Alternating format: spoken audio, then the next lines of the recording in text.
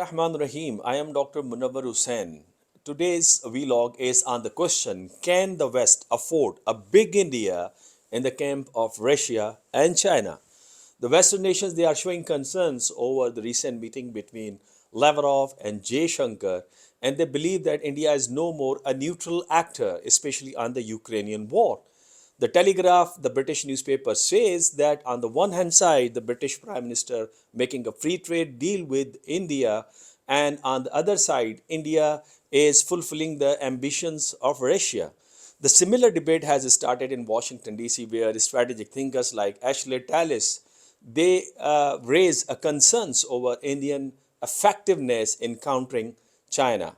Now, today's vlog would discuss why the Western nations, they are so concerned regarding the developing ties between Russia and India amid the Ukrainian and the Middle Eastern war. This Western concern can be understood in the context of rapid changes globally. Number one, there is rapid changes in the global geostrategic structure, where the Western nation, they are losing their influence and say, and the Russians and Chinese, they are establishing their say in the affairs of Middle East and Eastern Europe and even in Africa.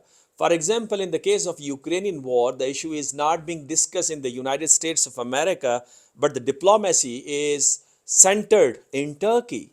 Similarly, in the case of Hamas-Israel war, how the ceasefire can be implemented is not discussed in the United States like the Camp David or the Oslo Accord, but rather it is discussed in Qatar and in Egypt. So that is indicating that US influence is being eroded in the Middle East, and they are being isolated on the issue of Ukrainian war and on the issue of Hamas-Israel war. But rather, I would like to say that America is being trapped in Ukrainian war and being trapped in Hamas-Israel war, where America economically, politically, and image-wise cannot afford these two conflicts to be linger on. The second important global development is in the area of economics, where economic patterns are being changed, where America losing its say even in the global financial markets, because American dollar is no more a reserve global currency. Similarly, it is no more a global trade currency.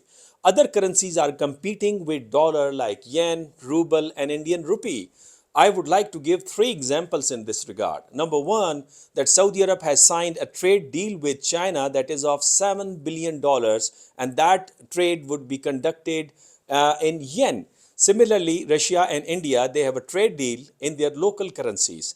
And thirdly, the BRIC is trying to establish financial institution that would compete with IMF and FATF, and definitely it would attract the peripheral nations which are being exploited and manipulated by these Western-led institutions. The third important development is changing alliances. In fact, all those strategic partners of the West, they are joining Russia-China-led organization, which is the BRIC. For example, Saudi Arabia, India, UAE, and possibly in near future Pakistan. So these are the three important developments at the global level where the Western nations, they are sensitive enough, and this is the reason that they are showing concern on the meeting of Lavrov and Shankar. In my opinion, this is not the new development. Russia, India, they are close enough, and their relationship started during the Cold War period, and it was 1971 August when both nations they signed the Treaty of Friendship, in which the strategic cooperation was specified. We all know that it is Russia that is modernizing Indian military system. Russia is refurbishing the Arjun tanks of India. Russia has provided Su-30 and MiG-29 fighter jets to India, and it is Russia that has provided the air defense system to India, which is S-400 system. Then where is the problem? The problem is with the perception of the West. They misperceived India, misjudged India. They thought that India would help them to maintaining their dominance in global politics.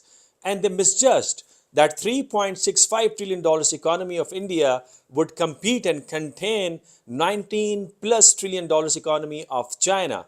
And here, India proved to be smart enough in extracting successfully economic, political, and strategic interest out of the West by taking advantage of their misperception and misjudgment that the West is sharing the common values and common interest with India. As a result, India is involved in eroding Western-led structures in the economic and political structures by challenging the resolutions of the United Nations, by having trade in local currencies, by using terrorism as a tool of foreign policy, as the West has exposed Indian global death squad.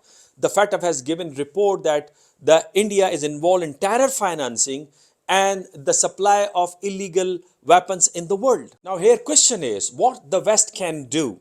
Number one, in my viewpoint, the West cannot afford a big India in the camp of China and Russia. So therefore, West can help Pakistan to develop its military and economic muscles to irritate India and to contain India. Secondly, they might think that they can stop war in Ukraine and in the Middle East so that their vulnerability can be controlled. Thirdly, it is also possible that they may have a constructive engagement with China and with Russia, as during the Cold War period in 1960, American established hotline with the Russians, with the Soviets, and similarly now they have established military relationship and communication with China. And lastly, they can strengthen the United Nations, which is the sign of liberal world order, by implementing its resolution on the case of Kashmir and on the case of Palestine. And again, the West can restore its influence and its say in international politics. Hope you would like the video and comment on it.